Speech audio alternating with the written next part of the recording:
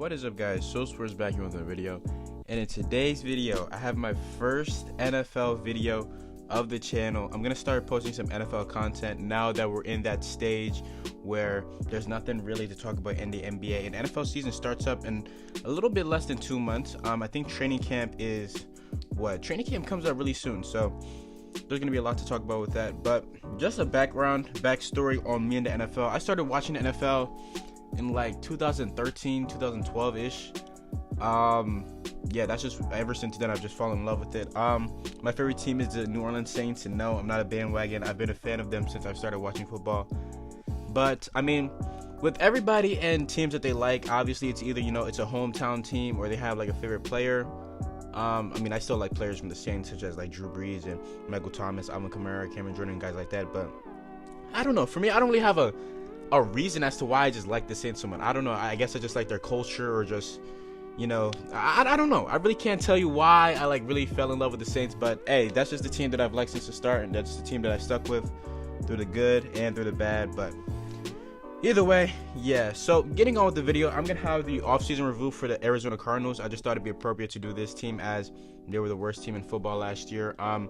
I don't know if I'll go in order of the teams in the draft. I think I'll just randomly choose teams, and I don't think I'll talk about any playoff teams besides probably the Saints, since I know a lot about that team. But yeah, starting off with it though, I just want to talk about what they did this offseason. So going into the offseason, I thought their biggest need was probably offensive line. Their offensive line last year was horrendous. It was horrible, and they didn't really, look to fix that as much as I possibly wanted them to. I mean, trading for Marcus Gilbert, I mean, I guess that's a good trade, but I mean, Marcus Gilbert, it's not really a top, O-line. I mean, he was okay. I mean, is he possibly the worst offensive line on the Steelers? Possibly, but I mean, he's not really a game changer in my eyes. They added Robert Alford, Terrell Suggs, J.R. Sweezy, Charles Clay, Kevin White. I mean, all these guys are like low impact type of guys. J.R. Sweezy, I know he's a swing guard. I'm pretty sure you can move him out to tackle, but I'm pretty sure he stays at guard. Terrell Suggs, I mean, I don't know how much Terrell Suggs can give you. He's like 36, so there's that. Kevin White has been injured since he's been drafted. Maybe he can have a bounce back year, hopefully. But besides that, I mean, Charles Clay, you just add another tight end. I don't know. They just added a lot of low key guys. Maybe they can, come out and give you something, but I don't know. Personally, I just really don't see it. I just see this as possible death. But moving on, let's talk about their draft, which is, the most important part of their free agency. So with the first overall pick, they drafted Kyler Murray. Now, I just want to talk on this topic really quickly. How I feel like this was obviously a case of just drafting the best player available. When you have a guy out there such as Kyler Murray with his talent, I think you go for it. I'm pretty sure they were probably really iffy on Josh Rosen, because he was horrible last year. But that's not really his fault. I mean, he wasn't really given the best opportunity to succeed. I mean, if you talk about everything that he's had to go with in his rookie season, he had to play under one of, if not the worst offensive line in football last year. His offensive coordinator or his head coach, one or the other, was fired mid-season. I mean, he lost his second wide receiver in Christian Kirk to an injury about halfway through the season. I mean, I don't know. I just don't think he was given the fairest of chances to showcase his abilities. But, I mean, hey, he's gone now, and I don't know. I mean, you traded up last draft to draft him, and you gave up the 15th pick, I believe like a 3rd round and a 5th round pick. I think the 5th round pick ended up being like Antonio Callaway or something. So, yeah, he would have been good to have on this team right now. But either way, I mean, they drafted Kyler Murray. You also drafted Byron Murphy, who I like. I've seen him possibly as a slot, I'm pretty sure. That's what he play alongside Budda Baker and Patrick Peterson when he comes back from his 6-day suspension. So there's that. You also drafted Andy Isabella to play the slot for you. He's a fast wide receiver. Hakeem Butler, who actually fell a lot. I did not expect him to fall to, I believe, the 5th round or the 4th round that they drafted him. I think he'd be a good piece for them. Deontay Thompson and Caleb Wilson. Caleb Wilson was a tight end that I thought would be drafted around the 3rd, 4th round. He was drafted in the 7th round, so that's good value right there. But I mean, yeah, that's basically their offseason. So just discussing it more, I mean, you hired Cliff Kingsbury, good coach. I'm pretty sure he came from Texas Tech, I want to say. Either Texas Tech or Oklahoma, one or the other. But, he's an offensive-minded coach. Should be good for them.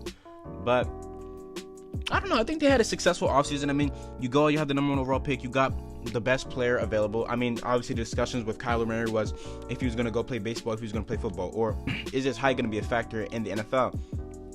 Those things check off. I don't think his height will be a factor. I think he'll still be great in this league. Will the Cardinals have a Browns type season, or will Kyler Murray have a Baker Mayfield type season, and how he elevates this team so much as to where they go out and they trade for these star players to add to him when he's on his rookie deal?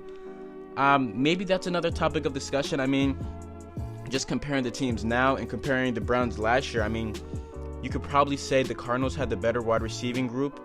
Maybe, I mean, Larry Fitzgerald, Christian Kirk, Andy Isabella if he turns out well, Hakeem Butler, those are great wide receivers. And then, I mean, Kevin White too. Maybe Kevin White can, rejuvenate and have the career that he was supposed to have in Arizona.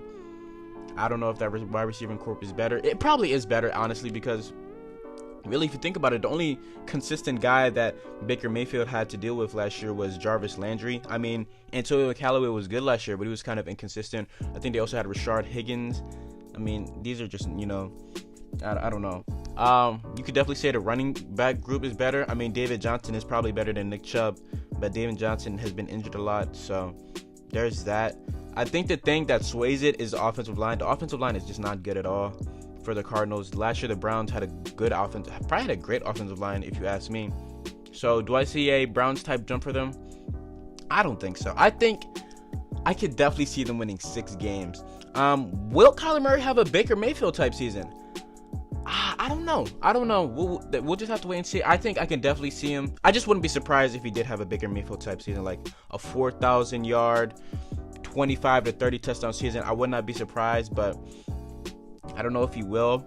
There's a lot of ifs on this team. I mean, I think overall they'll be great. Their defense is great. I mean, they have Chandler Jones, who's a staple, a great defensive end. I'm pretty sure he came from the Patriots, I want to say. I think. I'm not too sure, but I mean, yeah, if they can improve on their linebacking core. You also have to talk about Robert Nkemdiche, who, hopefully can get more playing time this year. I was kind of thinking that they would draft Nick Bosa with this first pick, or possibly trade back. Pairing him next to Chandler Jones would have been scary, but overall, I think they made a good selection in drafting Kyler Murray. But it'll be good to see. I just hope they can fix this offensive line. You need to have a great offensive line alongside these young and star quarterbacks, because these quarterbacks can take a beating early on. It happened like in 2002 or 2003 with David Carr. He was drafted, I believe, first overall, and he didn't even have the best opportunity. That's why he's labeled as potentially a bust. His offensive line was horrible.